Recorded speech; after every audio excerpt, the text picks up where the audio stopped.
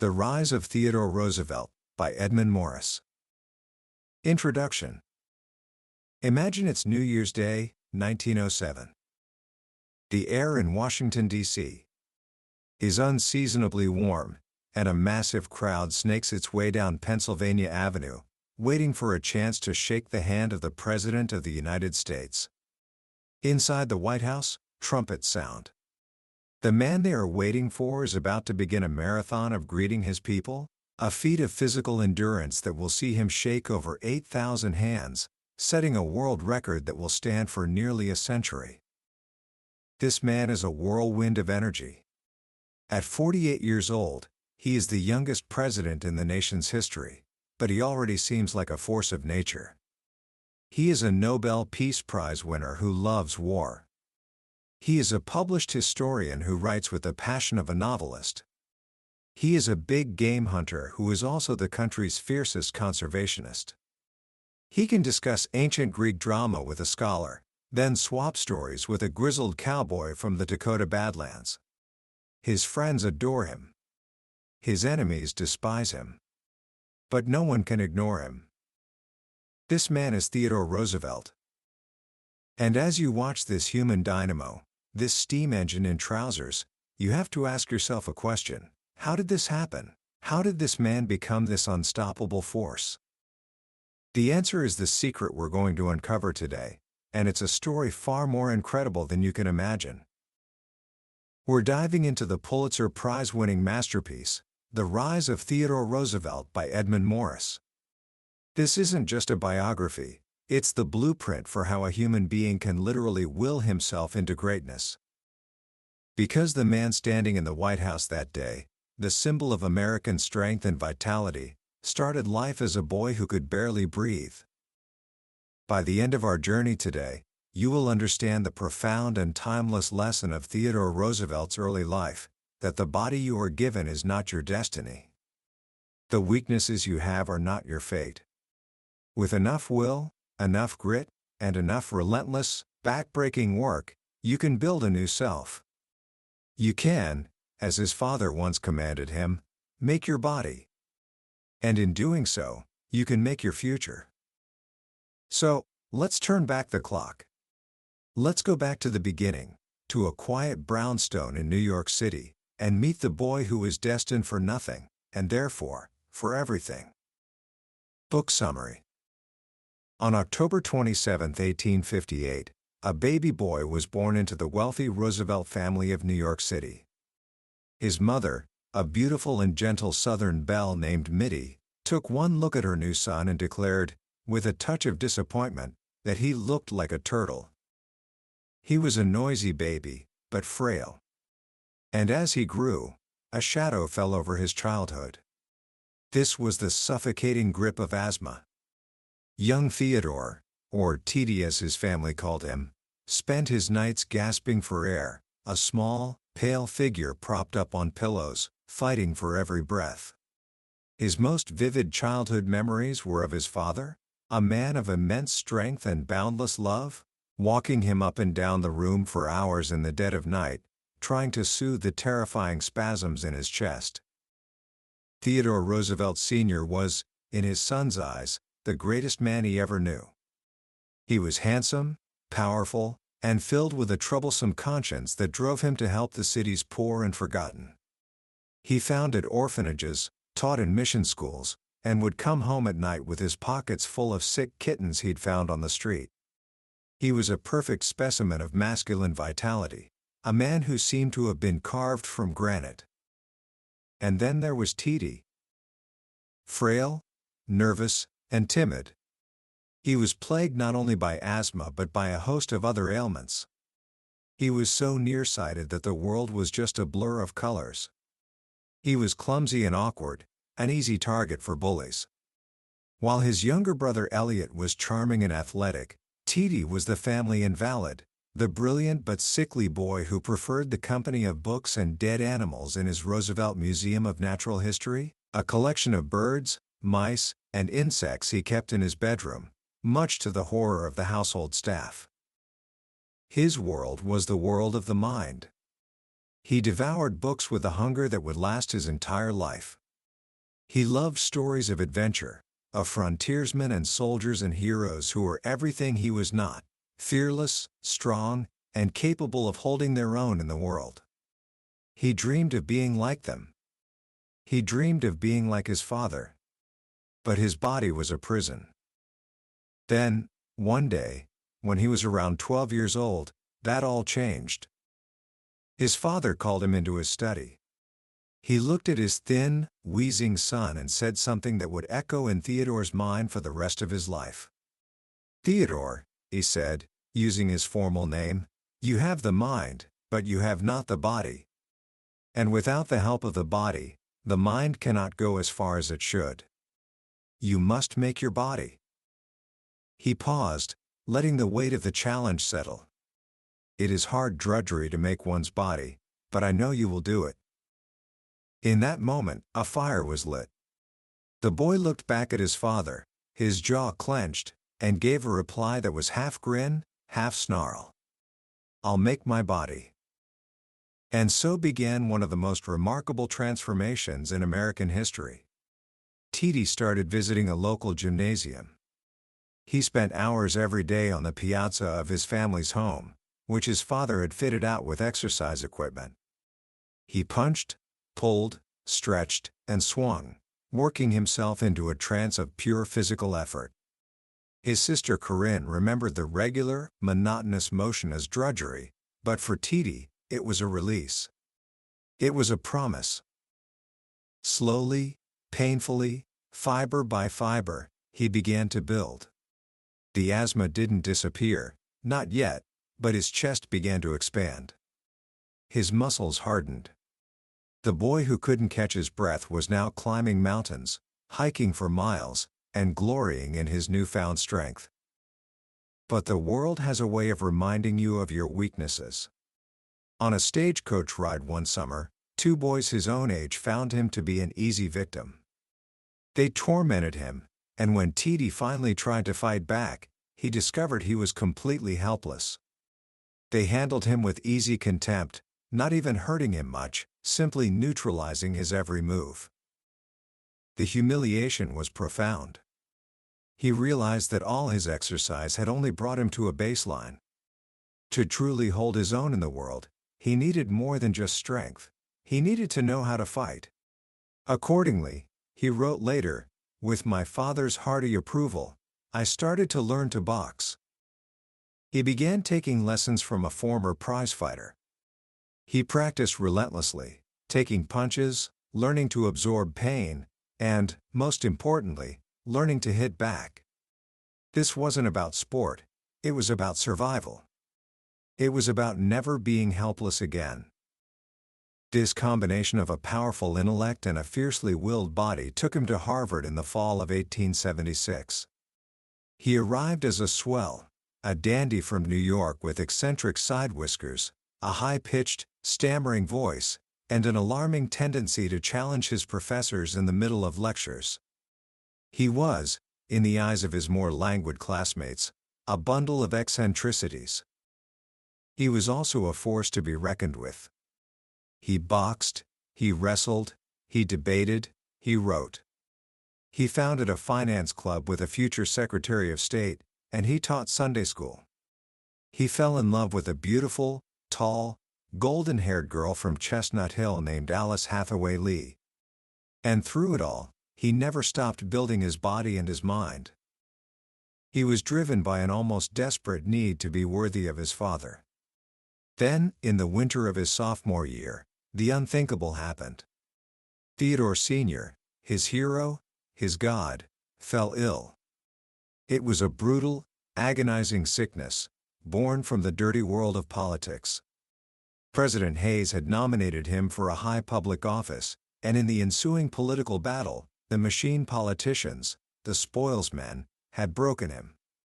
On February 9, 1878, at the age of 46, he died. Theodore, rushing home from Harvard, arrived too late. The loss was cataclysmic. "He was everything to me," he wrote in his diary. For months, he was lost in a fog of grief so profound it bordered on madness. "Oh, father, my father," he wrote, No words can tell how I shall miss your counsel and advice." He felt a crushing sense of his own worthlessness. "I realize more and more every day," he confessed, "that I am as much inferior to Father morally and mentally as physically." But out of this despair came a new resolve. The longing for the man who was gone transformed into a desperate longing to be worthy of him in death. "How I wish I could ever do something to keep up his name." From this point on, the drudgery of making his body became something more. It became a sacred duty. The pursuit of knowledge became a mission. He graduated from Harvard with high honors and married his sweet, pretty, pure queen, Alice Lee. He entered Columbia Law School, but his heart wasn't in it. The law, he found, was too often at odds with justice. His true calling lay elsewhere. In the fall of 1881, he joined the local Republican club in his district of New York City. His wealthy friends were horrified. Politics, they told him, was a low business, run by corrupt saloon keepers and healers. A gentleman shouldn't soil his hands with it. Roosevelt's reply was characteristic. "If that were so," he said, "then the people I knew did not belong to the governing class, and that the other people did, and that I intended to be one of the governing class." He entered the world of machine politics, and with the help of a shrewd Irish lieutenant named Joe Murray, he found himself, at the age of just 23, nominated for the New York State Assembly. He won the election easily and went to Albany, where his dandified clothes and Harvard accent earned him the nickname The Dude. But the Dude could fight. He quickly became known as the Cyclone Assemblyman, a whirlwind of reformist energy who attacked corruption wherever he saw it.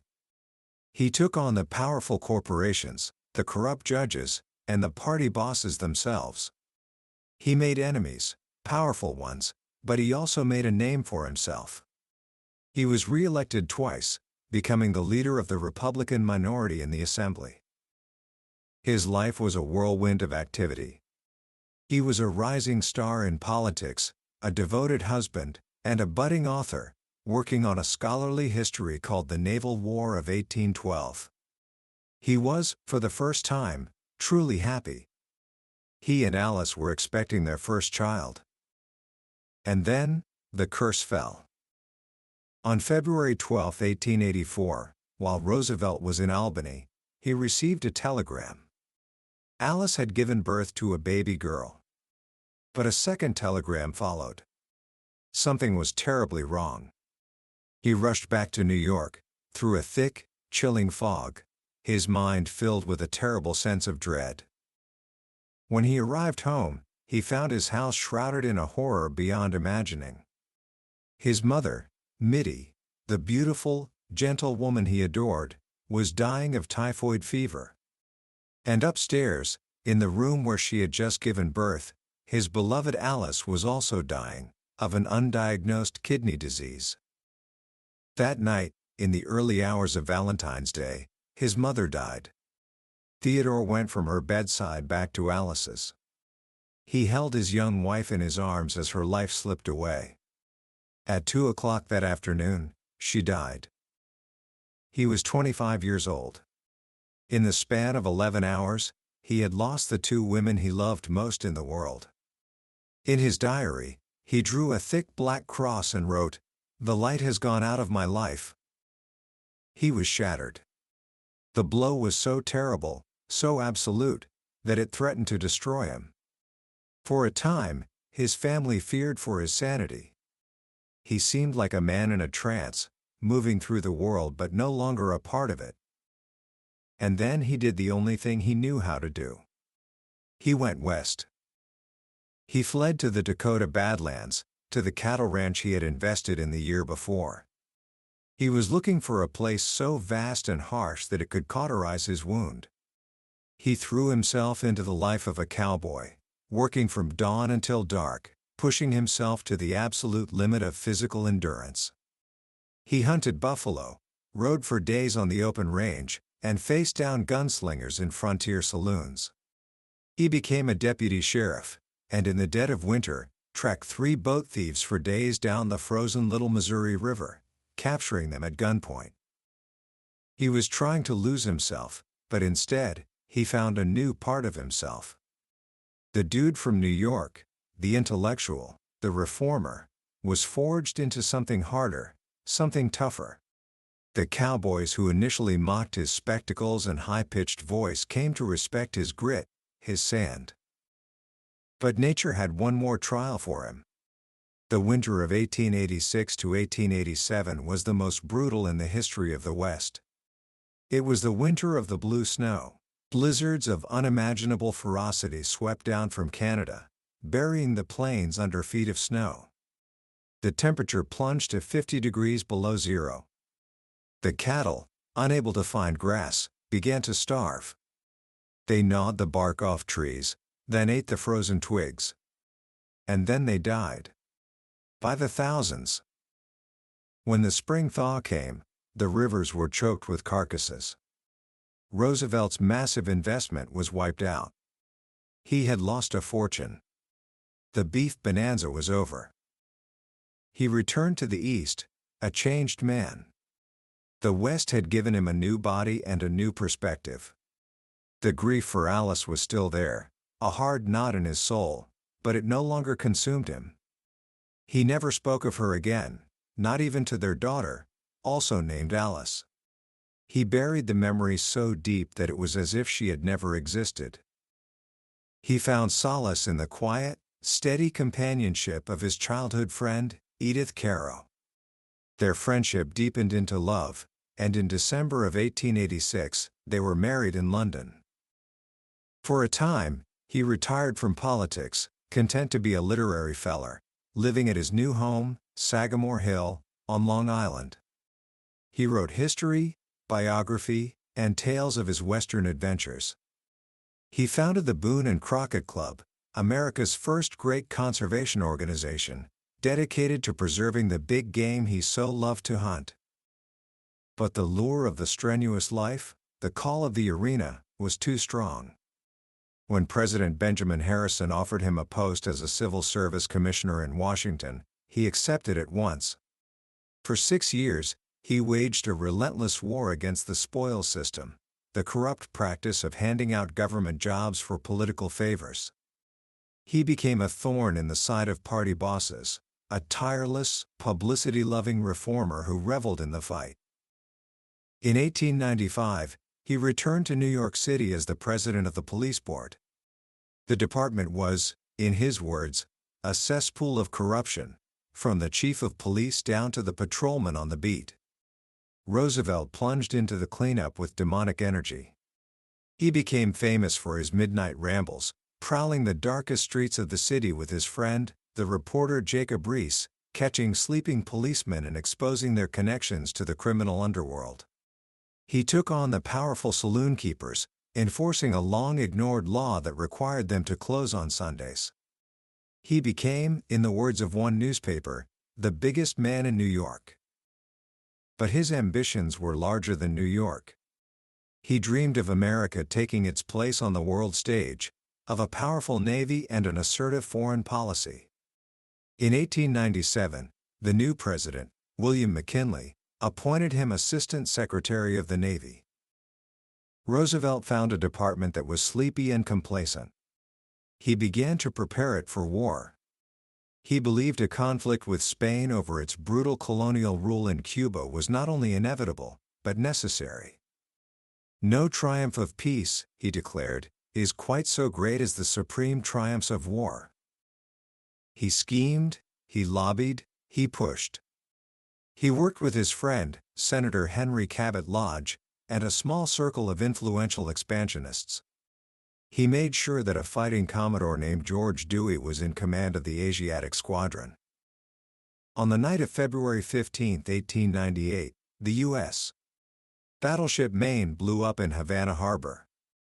The Maine was sunk by an act of dirty treachery on the part of the Spaniards, I believe, Roosevelt wrote. The country, inflamed by the yellow press, clamored for revenge. 10 days later, with his boss, Secretary Long, out of the office for the afternoon, Acting Secretary Roosevelt put the entire U.S.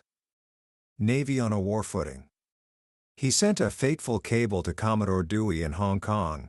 In the event of declaration war Spain, your duty will be to see that the Spanish squadron does not leave the Asiatic coast, and then offensive operations in Philippine Islands. War was declared in April. Roosevelt, true to his word, resigned his post. He was determined to fight.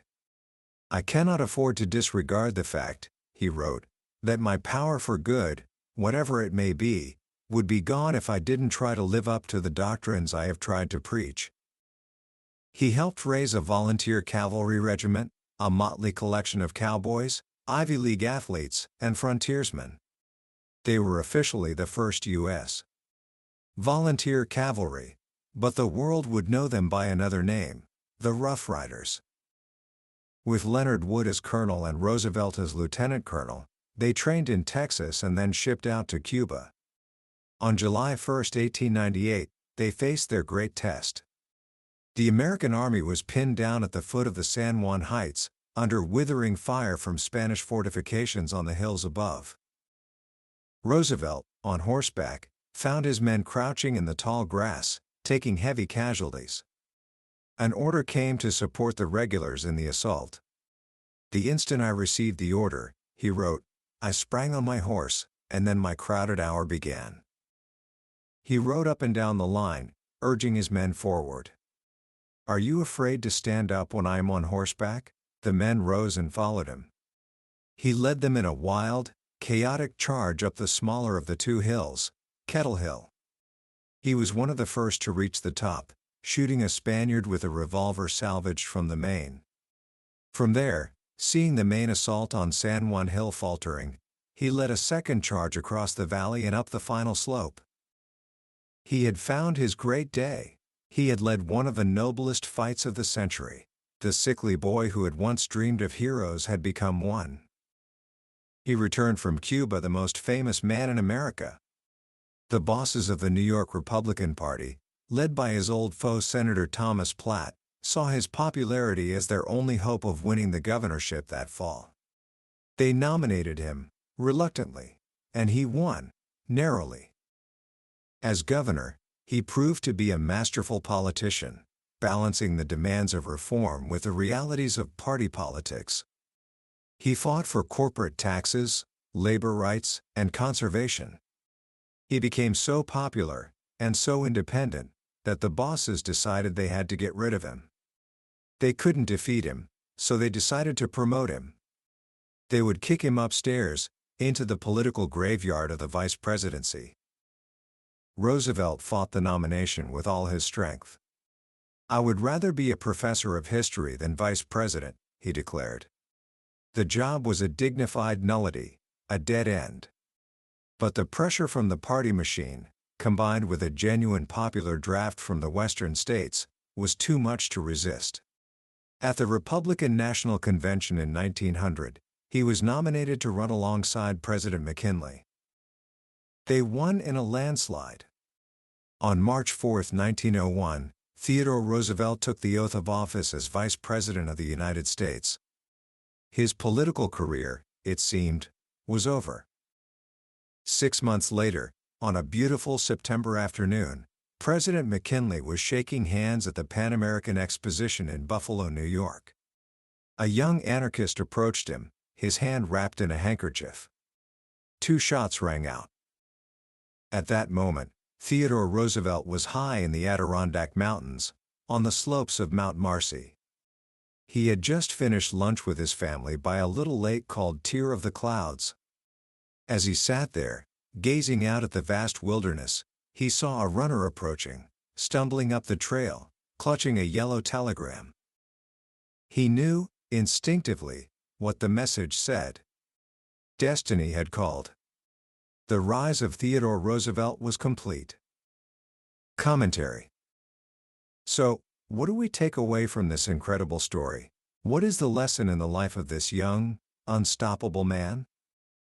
For me, it comes back to that one simple, powerful command from his father: you must make your body. Think about that. It wasn't "I hope you feel better." It wasn't "let's find you the best doctors." It was a command. It was a transfer of responsibility. Your body is not a given. Your weaknesses are not your fate. You have the power to build yourself into the person you want to be. And that is exactly what Theodore Roosevelt did. This book is more than a history lesson. It's a testament to the power of human will. Here was a boy who was handed every disadvantage in terms of health. He could have lived a quiet, comfortable life as a wealthy invalid.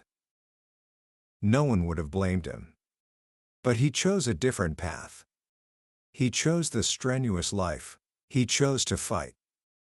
He fought against his own physical limitations. He fought against the grief that threatened to swallow him whole. He fought against the bullies on the playground and the corrupt bosses in politics.